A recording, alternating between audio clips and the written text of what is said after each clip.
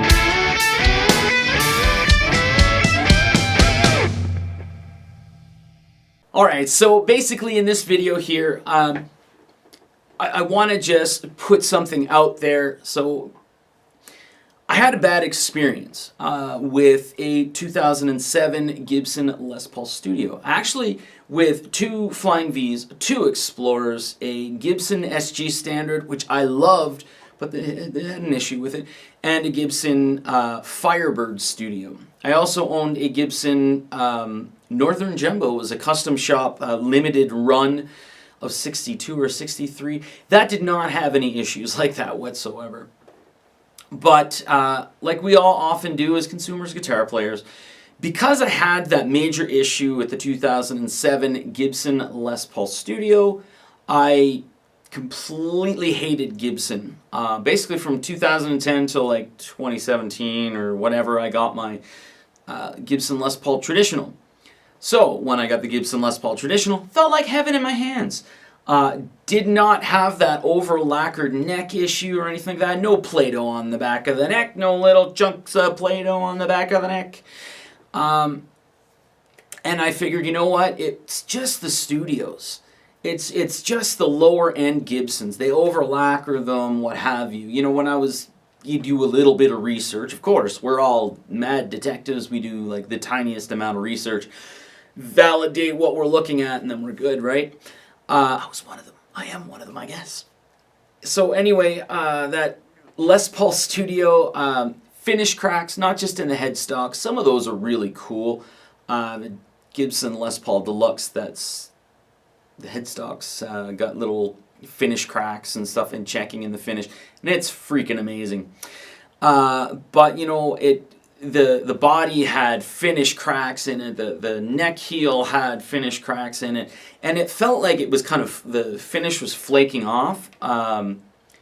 It was a white Gibson Les Paul Studio, so it had to be over lacquered. That stuff, it didn't, even though it didn't really soak in anything into the finish, I always had that worry.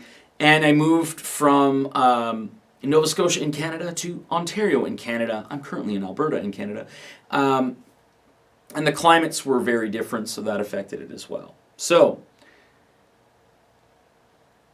When people would ask me about Gibson Les Pauls, say, hey, what do you think about the Gibson Les Paul range? I would say, you know what, I absolutely love them. Had a traditional, a custom, and I thought they were absolutely phenomenal. You can't mess with a Gibson Les Paul custom. They're awesome. And I said, stay away from the studios. They're just horrible. They're over lacquered. You're going to get finish cracks, and it's going to rub off. Feel like Play-Doh on the back of the neck. But then I kept buying more and more Gibson Les Pauls, so I bought another studio. I bought this studio. So this is a Gibson Les Paul studio, the Les Paul 100. So you think that changed my mind? Wrong. I like it. I do. Don't get me wrong. However, it has a wider fretboard, which is not the worst thing in the world. Some people enjoy that. Younger Ryan would have absolutely loved the wider fretboard. However, every single other guitar that I have, all of my other Les Pauls, don't have this wider fretboard. And it seems like it's wider for no reason. It also had the robot tuners. It had the robot tuners. They're horrible. So I still kind of had that, you know what, the studios, they're lesser quality, doesn't have that over lacquered feel to it, so maybe it's just this year or something like that. Maybe they smartened up. Who knows? And then when I found out that the necks on the Les Paul Studios, it was only that 1 year that they really did that, I decided, you know what?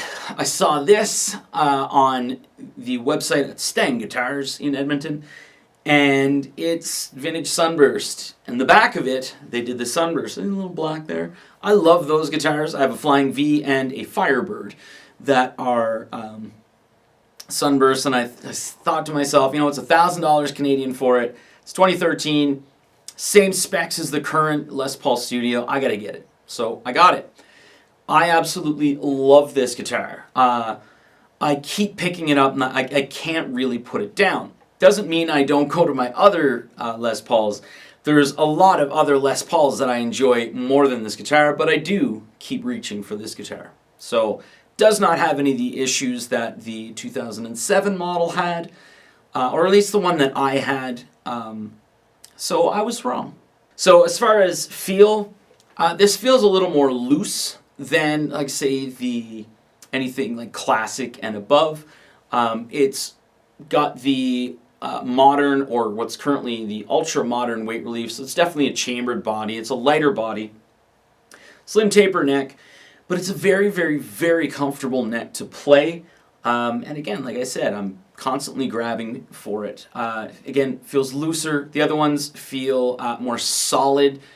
It feels like the finish is different on all of them, on the neck. Not the body, but on the neck. I don't know how, that's just how I describe it. This one, the neck doesn't feel hollow on it, but compared to the other ones, it kind of has that feel to it. Again, not a bad guitar. So, that's really all I wanted to say.